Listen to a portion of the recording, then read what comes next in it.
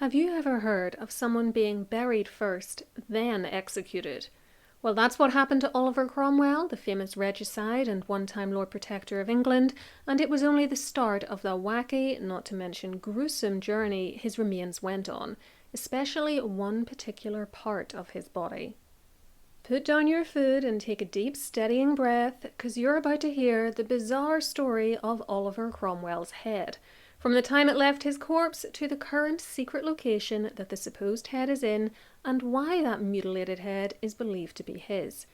Just before we jump in though, I'd like you to know that I'm going to be showing some historical drawings of the head, all black and white, and, assuming YouTube doesn't make me remove them, in the final section of the video there will be a close-up of a black and white photograph of its eyebrow area, a black and white photo of the back of the head, and an x-ray of it. I'll warn you before any of the photos come up, but if you think these images aren't for you, then you may want to leave now. If YouTube does make me remove the photos, you can watch an unedited version of this video on my Patreon site, and I'll be providing my time traveller and historical figure patrons this week with a bonus video in which I'll show some additional and uncropped images. The link is in the description box.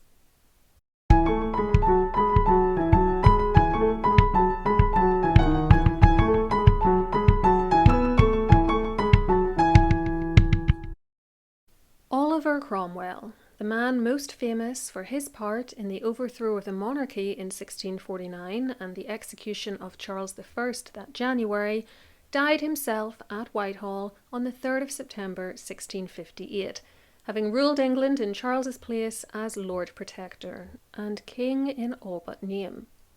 He was 59 years old, and the likely cause of death was a chest infection and pneumonia.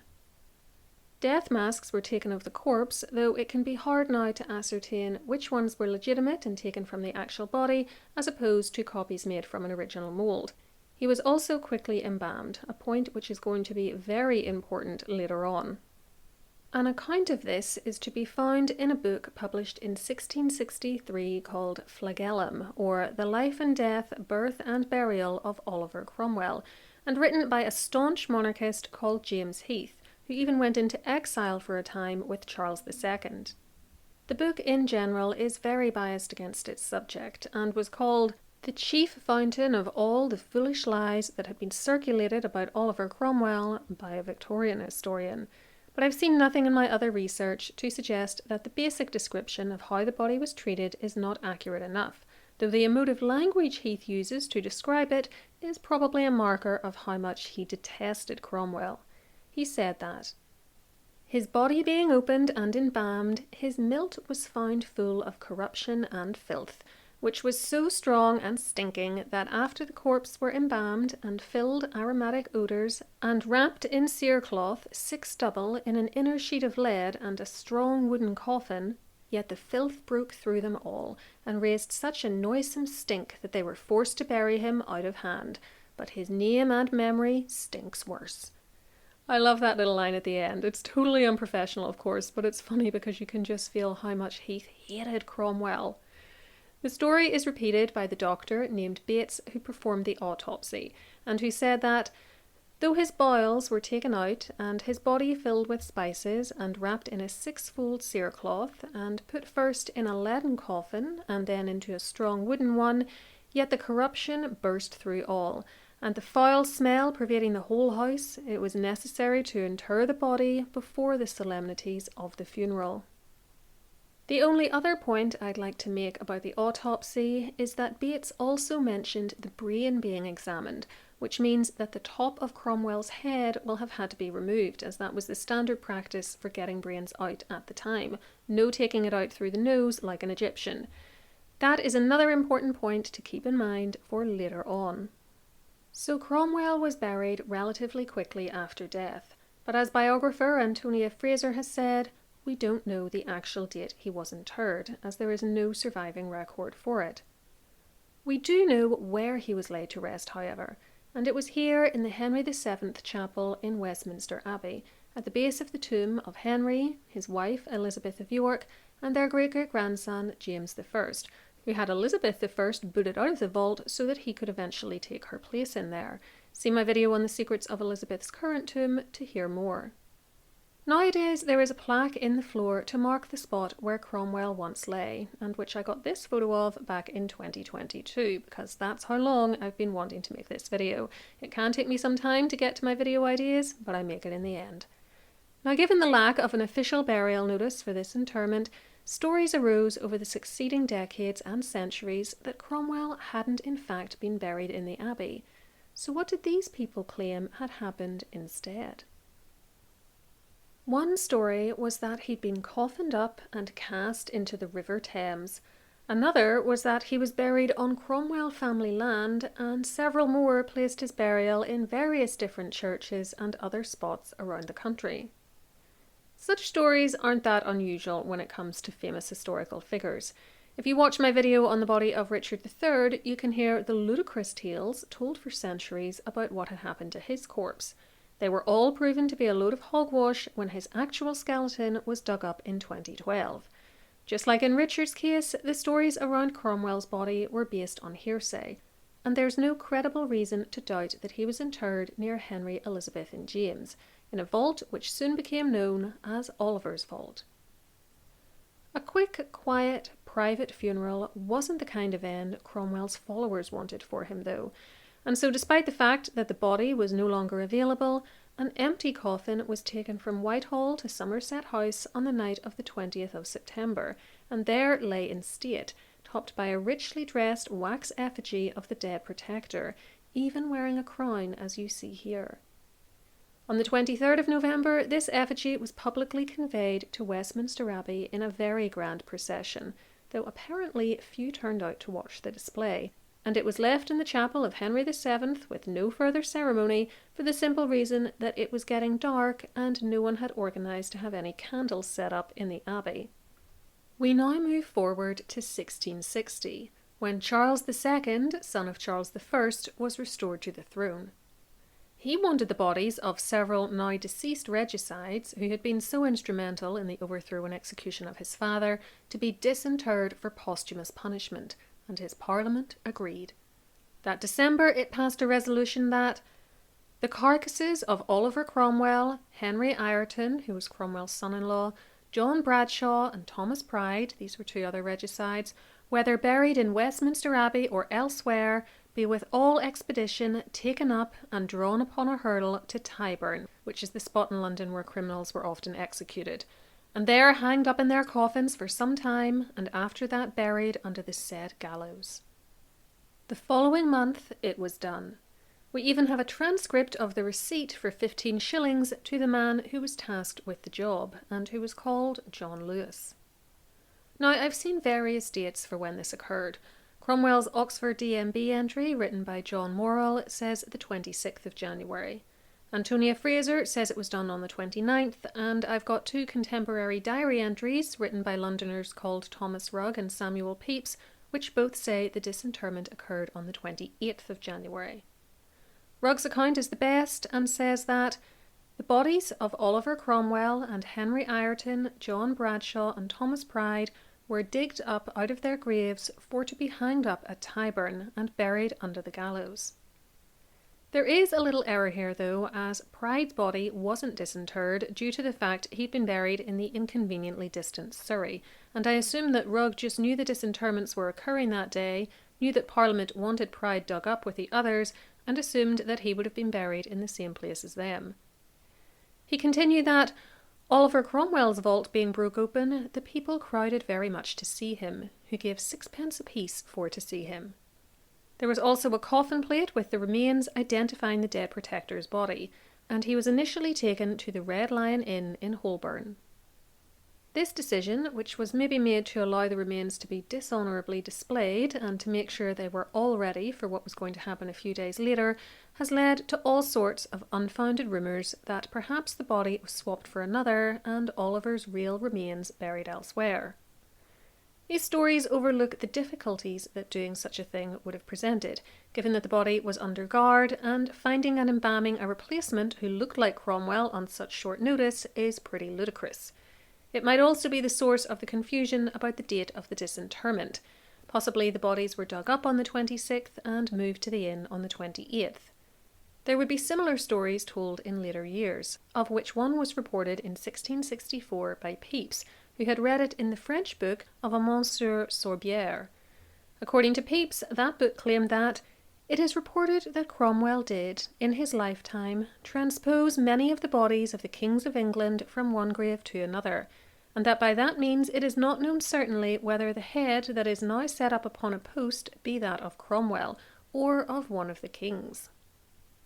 One of Pepys' friends, a Mr. White, poured scorn on this idea, though, and told Pepys that he believes he, Cromwell, never had so poor a low thought in him to trouble himself about it. I would agree. If Cromwell had been digging up and jumbling up the bodies of the royals in Westminster Abbey, there'd be a record of it. Also, some of the tombs have been opened in the years since, and nothing has ever been found to suggest this. Even the remains of Catherine of Valois, wife of Henry V, which were lying out on the floor of the abbey during Cromwell's time, and for many years afterwards, weren't interfered with by him, and Charles I was given a respectable burial at St. George's Chapel, Windsor, and left in peace. Back to Cromwell and to 1661, though. On the morning of the 30th of January, according to Rugg, who had evidently realised his error about Thomas Pride, as that man is no longer mentioned, the carcasses of Cromwell, Ireton and Bradshaw, which the day before had been brought from the Red Lion Inn, Holborn, were drawn upon a sledge to Tyburn, and then taken out of their coffins and in their shrouds hanged by the neck, so they weren't skeletons as this image implies, until the going down of the sun. They were then cut down, their heads taken off, and their bodies buried in a grave made under the gallows. The coffin in which was the body of Cromwell was a very rich thing, very full of gilded hinges and nails. This date was symbolic, as it was the anniversary of the execution of Charles I, and that explains why there was a slight delay between disinterring the bodies and hanging and executing them.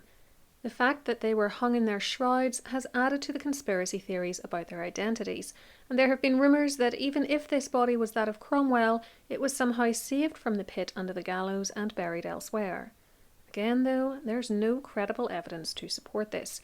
It would have been completely impractical to do as well, given all the witnesses present to watch the mock execution and burial, and at least one of the popular theories, that he was buried in Charles I's tomb at Windsor alongside Henry VIII and Jane Seymour, was completely disproven when that tomb was eventually opened and Charles was found in it with no Cromwell. As it's the head I'm interested in today, however, I'm not going to be saying any more about the rest of him. It was quickly put on a spike and stuck on top of Westminster Hall alongside those of Ireton and Bradshaw, where Pepys saw them on the 5th of February. Despite what you see here, though, there is some confusion as to whether they were placed inside or outside the hall.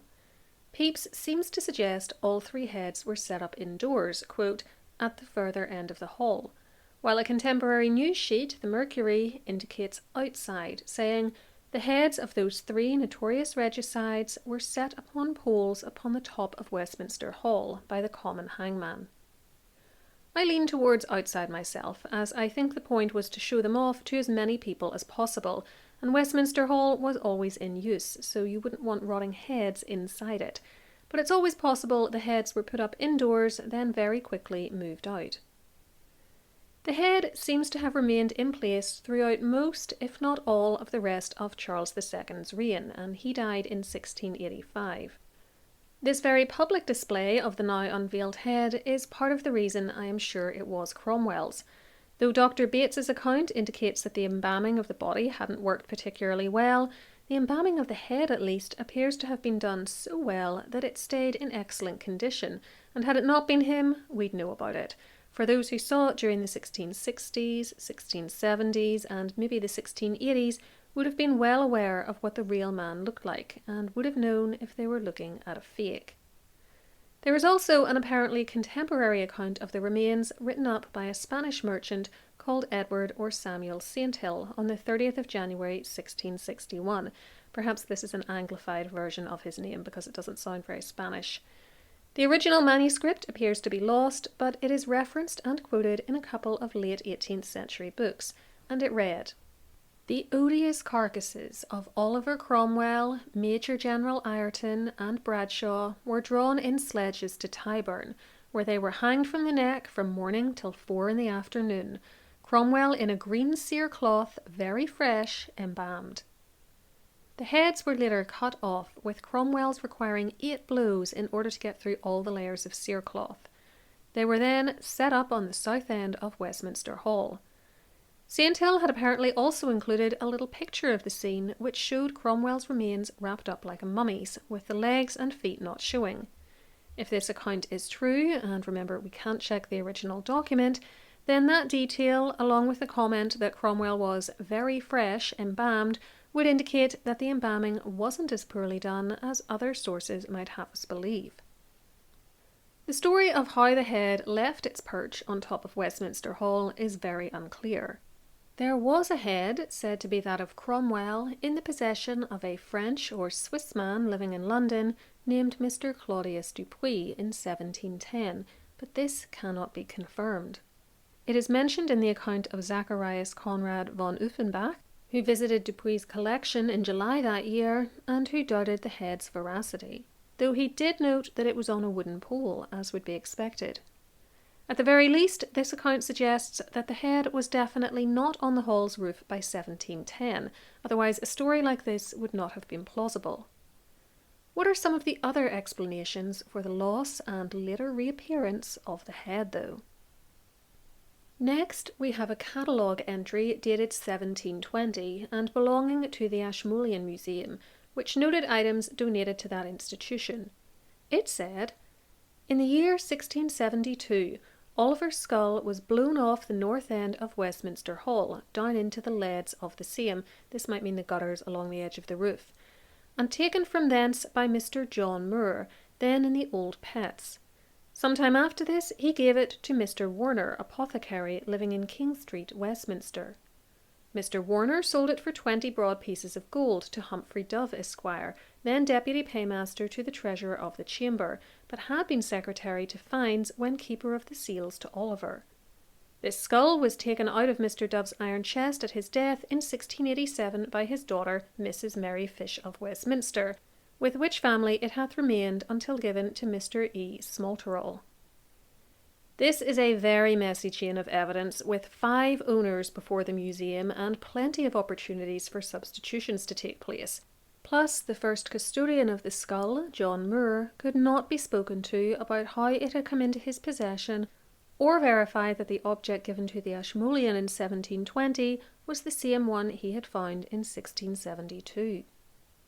Later examinations of the Ashmolean skull, and the fact that it's a skull, not a head, pretty much rules out the idea that it's the same object Dupuis was showing off just a decade earlier, were made in the 20th century.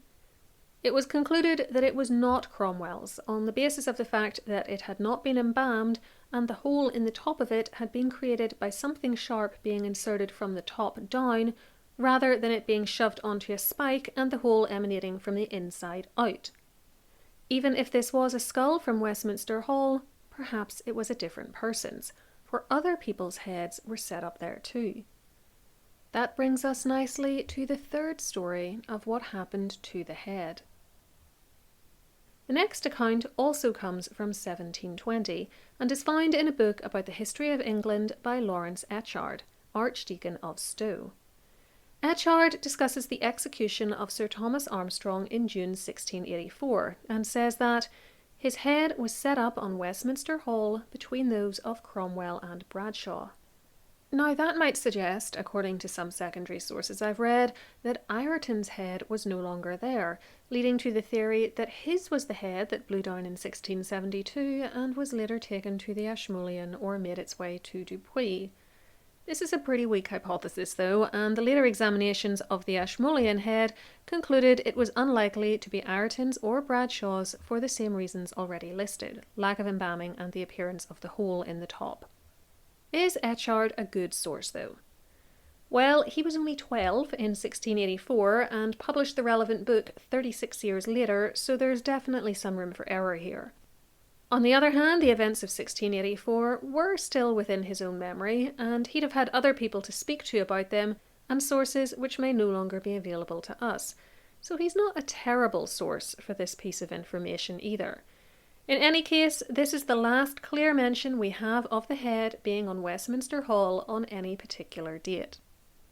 A fourth story about the head's departure from the hall copies some details from the second. It says that the head came off the roof during a storm. If it did, then it's remarkable it didn't shatter on hitting the ground, was then discovered and hidden by a soldier, and that his granddaughter ultimately inherited it. It later came into the possession of a jeweller named Mr. James Cox, who we'll be hearing more about in a minute. The origins of this tale are pretty murky and can only be traced to a 1799 document written by the historian Mark Noble. Noble claimed that he'd seen another document lent to him by the Reverend Thomas Weeks Dalby, who had in turn had it from a clergyman in Cambridgeshire. This document, that we don't have and can't check, told the story I've just related to you, and added that the soldier's granddaughter had married a comedian who at some point in 1775 or earlier had tried to sell the head to Dr. Elliston, the master of Sidney Sussex College at Cambridge, where Cromwell had once studied. Honestly, gang, the chain of evidence is a complicated disaster. But when we compare it to the next story of what happened to the head, we see that there might be some aspects of this which are true. Just before I get to this, I wanted to mention that you can now buy my book, Find Your Irish Ancestors Online, from Amazon as either an ebook or a paperback. The link is below. It's a directory of hundreds of websites which provides certificates, transcripts, photographs and other information that can help you build out your Irish family tree, learn your family stories so that your ancestors feel like three-dimensional people and feel better connected to your past. Lots of the websites are free to use, and the book will provide you with tips on how to get the most out of them. You can also get 2 free downloads by signing up to my mailing list on my own website, historycallingofficial.com, which will provide guidance on how to interview family members about your genealogy and how to recognise good history books versus bad. You can unsubscribe at any time. The 5th version also includes the detail of the head falling down during a storm sometime in the reign of Charles II or James II, so any time up to the end of 1688. This time it is taken up by some unnamed person. This person gave it to a member of the Russell family of Cambridgeshire, who were connected to the Cromwells several times over through marriage, and it stayed with them until it got to a Mr. Samuel Russell. The Russells occasionally allowed family and friends to view it, who then mutilated it by removing some of the hair and even one of the ears to keep as souvenirs. The family also displayed the head somewhere close to Clare Market in London, and that is where it came to the attention of the aforementioned jeweller James Cox in about 1780.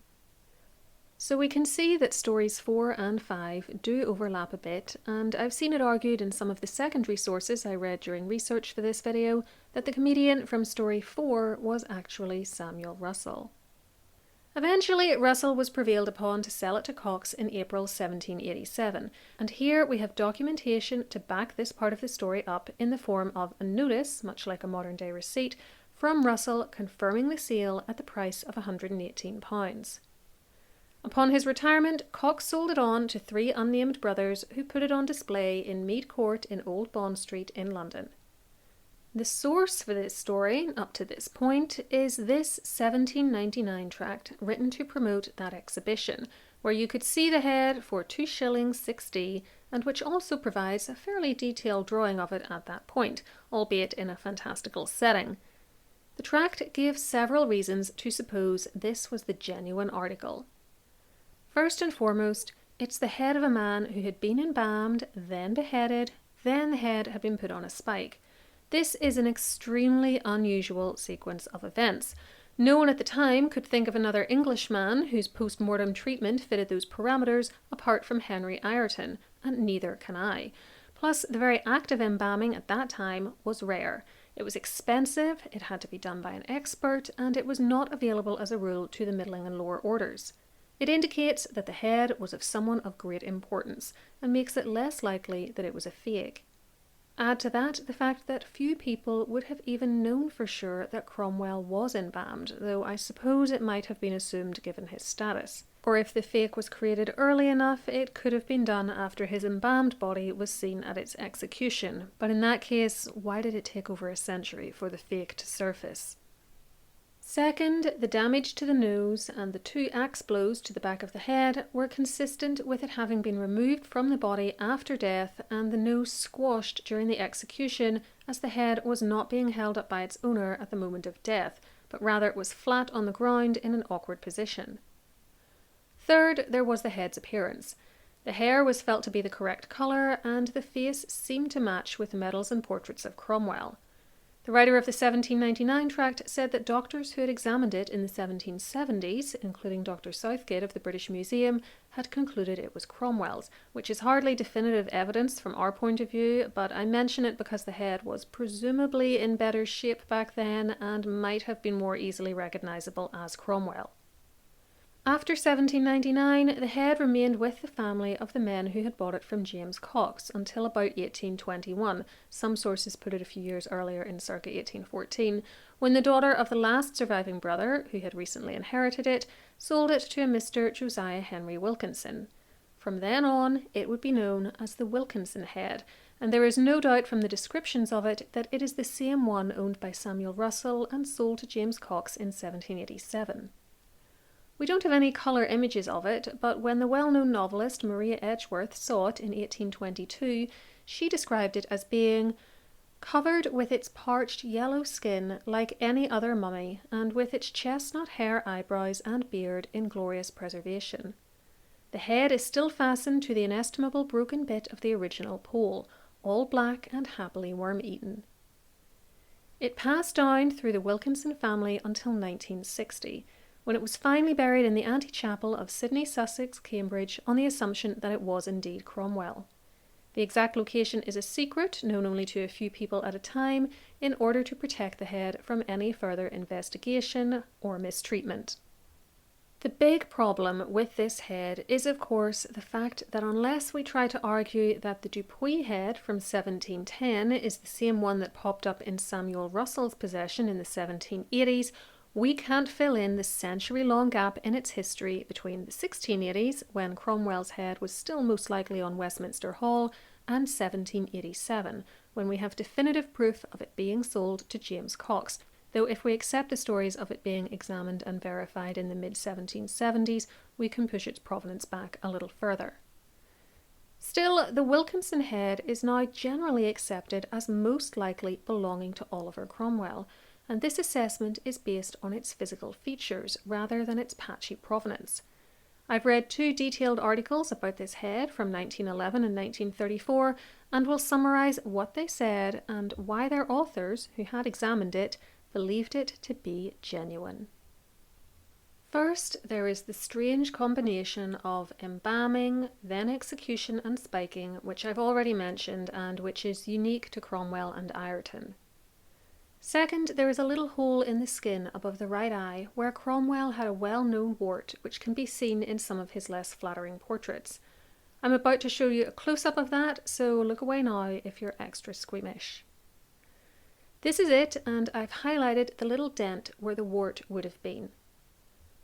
Henry Ireton did not have this distinguishing mark, and the apparent age at death of the Wilkinson skull, based on its endocranial sutures and remaining teeth, was also more in line with a man of 59, like Cromwell, than a man of 40, Ireton's age at death. Still, this was not definitive. The top of the Wilkinson skull has also been sawn off, which matches up with the contemporary accounts of Cromwell's autopsy, which indicate that the brain was removed. I'm about to show you a photo of the back of the head to demonstrate this, so again, if you want to look away or skip ahead, please do so now. Okay, this is the image in question, which clearly shows that the top of the skull has been completely sawn through and can be lifted off. The authors of the 1934 article also noted that the head had been separated from the body after embalming and asked what fraudster would obtain a body strongly resembling that of Oliver Cromwell, then embalm the entire thing in an era when embalming was a rare and difficult procedure, then cut off the head and discard the rest. The fact that the head has been badly removed, as Cromwell's was, remember it took 8 strokes, might also be used as an argument against fraud. For would much later fraudsters know how many hacks it took to take the protector's head off? And even if they did, would they risk huge damage to their fraudulent corpse just to mimic it? The authors also pointed to the additional mutilation of the head, lips and nose destroyed, one ear gone, and all but 2 teeth missing, as evidence that this head is not a fraud. For again, damaging it like this would run counter to any fraudster's aims by reducing the head's likeness to Cromwell. I'm now going to show you an X-ray of the head, so look away, jump ahead, or click out if you need to. The iron spike on a wooden handle was still present and was of the correct material and design to date it to the 1660s. Plus, it showed the expected wear and tear of something which had been exposed to the elements for many years. The piece of it poking out the top of the skull was worn down very thin, while the better protected part of the metal inside the head was much less corroded. The remaining piece of the wooden handle to which it was attached was, in 1911, quote, "so much worm-eaten that it cannot be touched without crumbling." The fact that the 2 items, wood and iron, had been together for an extremely long time was also indicated by the fact that one of the wormholes pierces both. Finally, comparisons between the head and the surviving death masks of Cromwell also convinced some examiners that the masks had been made from that head, making allowances for shrinkage due to embalming, weather, and the passage of time. I'm not sure how much trust I'd put in comparing the measurements of these 2 items, especially given what I said at the start regarding the confusion over the accuracy of death masks that might have been made much later from a now lost mould, but I thought I'd mention it in the interests of thoroughness. Time for some conclusions then. These are just based on my interpretation of the evidence, so I understand if you disagree, as I can't prove it all beyond doubt. My feeling, though, is that Cromwell really was buried in and disinterred from the Henry VII Chapel, then decapitated and his head stuck on a spike on Westminster Hall. There's no credible evidence that anything else happened, and to swap out the body, or even just the head, would have been difficult and required a conspiracy of such magnitude that it would surely have leaked. I also think people would have noticed if the head displayed hadn't been that of the well-known and only recently deceased Lord Protector. I don't know when the head came off the roof, but my best estimate is somewhere between 1684 and 1710, possibly in a storm. I really can't say what happened to it until the 1780s. We can't rule out the Dupuy head as being his, though the Ashmolean head certainly isn't. I do think that the head which appears in the 1780s and which is now known as the Wilkinson head is his though, primarily due to its extremely unusual condition, embalmed, executed and spiked, and the presence of a dent where Cromwell's telltale wart was, which rules out Henry Ireton. I hope you find that interesting. Please remember to give the video a like and subscribe to my channel with the notification bell switched on for more from History Calling. You can also get extra perks by becoming a channel member. You do this by clicking the join button underneath videos and following the on-screen instructions. As always, I'd love to know your thoughts on this complicated case. Let me know below if you think the Wilkinson head is that of Oliver Cromwell and why. And for more ghastly death and post-mortem stories, try one of these videos next. Whatever you choose, please enjoy, and until next time, keep learning.